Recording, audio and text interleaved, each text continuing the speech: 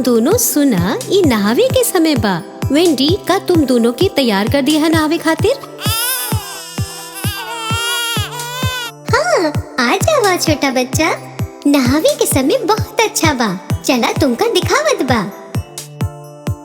नहावे का समय बढ़िया समय, मजा करे के समय बा। चला जावा बुलबुला बनावा, पर ध्यान रखी हा दौड़े की नहीं।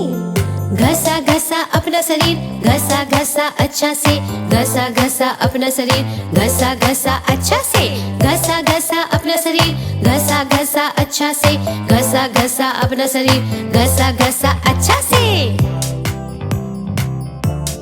हमका लागत बा मम्मी ये ठीक बा। देखा मजा करे के समय बा। बहुत ही अच्छा काम बा वेंडी। अब उनकर साफ सुथरा करा। नहावे का समय बढ़िया समय, इस समय बा साफ सुथरा होवे के। साबुन घिसा पूरा शरीर में और अच्छा से साफ सुथरा होई जाओ।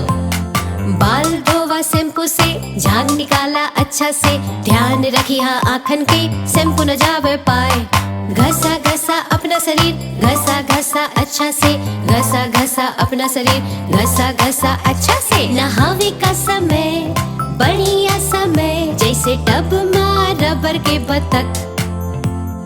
धोवा अपन खिलौना के और ट्रक के गंदगी धोवा। स्पॉन्ज और साबुन अच्छे से धोवा, बहुत अच्छा से साफ करा। सुखावे के मत भूला, एक बार सुखावा, दो बार सुखावा। घसा घसा अपना शरीर, घसा घसा अच्छा से, घसा घसा अपना शरीर, घसा घसा अच्छा से, घसा घसा अपना शरीर, घसा घसा अच्छा से, घसा घसा अपना शरीर, घसा घसा अच्छा से। हम कर दियलस मम्मी, अब वो साफ सुथरा बा। तुम्हार बिना ई ना हो सकता। अब तुम्हारा काम बा इनकर बिस्तर पर ले जावा।